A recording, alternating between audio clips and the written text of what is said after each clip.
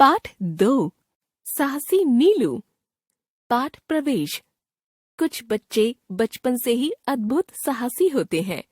उनके कारनामे चौंकाने वाले होते हैं।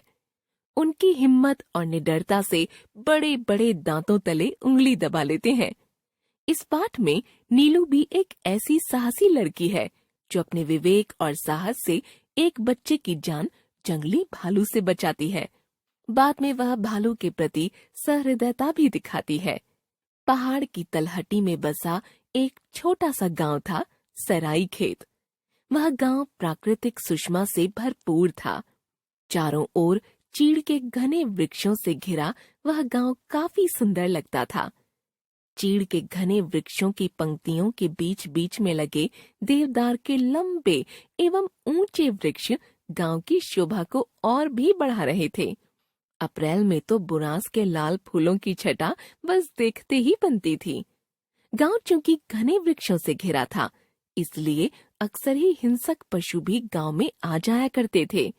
बाघ द्वारा कुत्ते एवं अन्य छोटे छोटे जानवरों को जब तक मारकर उठा ले जाना गांव में सामान्य बात हो गई थी। गांव में कुल मिलाकर 15-20 परिवार ही रहते थे। खेती ही सभी के जीवन यापन का एकमात्र सहारा थी। खेतों में दिन भर खूब मेहनत से काम करना और शाम को रूखा सूखा खाकर चैन की नींद सो जाना गांव वालों की यही दिनचर्या बन गई थी। दिसंबर जनवरी के महीने में यहाँ भारी हिमपात होता था। सड़कों पर जमी मोटी बर्फ को पिघलने में कई दिन लग जाते थे। उस समय जीवन पूरी तरह रुक सा जाता था।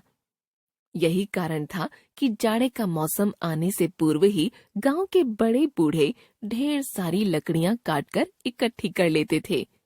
बर्फ गिरने पर दिन रात इन्हीं लकड़ियों को जलाकर वे सेंकते रहते थे। इसी गांव के मुखिया की एक लड़की थी, नीलिमा।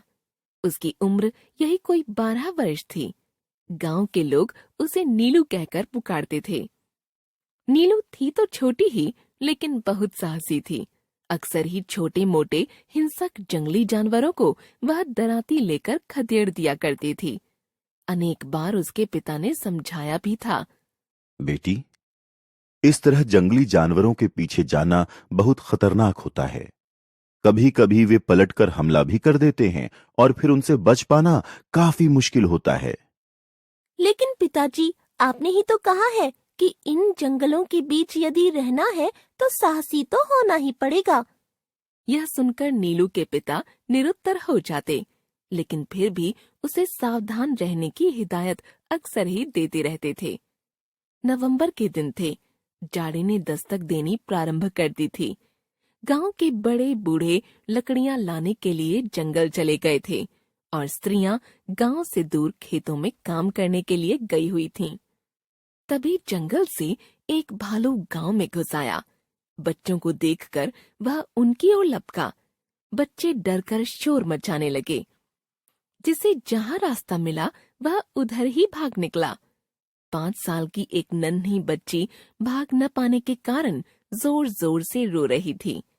नीलू उसे भाग जाने के लिए चिल्ला चिल्लाकर अपने घर की खिड़की से संकेत दे रही थी, लेकिन बच्ची कुछ सुन ही नहीं रही थी और लगातार रोए जा रही थी। भालू उसी की ओर बढ़ा जा रहा था। नीलू को लगा कि अब यह बच्ची शायद ही बच पाएगी। यह भालू आसपास के गांवों में पहले भी कई बच्चों को बुरी तरह से घायल कर चुका था।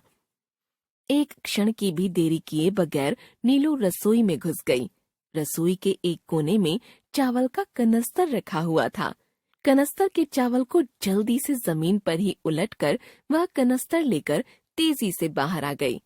वह टीन के कनस्तर को खूब जोर जोर से पीटे जा रही थी। कनस्तर की आवाज सुनकर भालू का ध्यान बच्ची की ओर से हट गया। अब वह नीलू की ओर बढ़ने लगा। नीलू कनस्तर को पीट पीट कर उसे डराने का प्रयास कर रही थी, लेकिन भालू बिना किसी डर के उसकी ओर बढ़ा जा रहा था। नीलू को समझ में नहीं आ रहा था कि अब वह क्या करे। अचानक भालू ने उस पर हमला कर दिया। वह उछलकर एक ओर हट गई। अपना वार खाली जाते देख भालू बुरी तरह से झुंझला गया। अब वह और भी दोगुनी शक्ति से नीलू पर झपटा। नीलू ने त्वरित बुद्धि से काम लिया और कनस्तर का खुला मुंह उसकी ओर कर दिया। काफी वेग से हमला करने के कारण भालू का सिर कनस्तर में फंस गया। अब वह बुरी तरह से छटपटाने लगा था। लाख कोशिशों के बावजूद वह अपना सिर कनस्तर से बाहर नहीं निकाल पा रहा था। कुछ न दिखाई देने के कारण वह वहीं पर लड़खड़ाकर घूमने लगा। थोड़ी ही देर में वह बुरी तरह से पस्त हो गया। तब तक घरों के अंदर से अन्य बच्चे भी बाहर निकल आए थे। 2-3 बच्चों की सहायता से नीलू ने भालू के एक पैर को रस्सी से एक पेड़ से बांध दिया।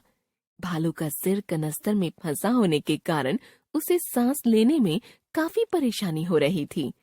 नीलू घर के अंदर से एक छोटी सी कुल्हाड़ी ले आई और उसकी सहायता से उसने कनस्तर को एक ओर से थोड़ा सा काट दिया ताकि उसे सांस लेने के लिए ताजी हवा मिल सके।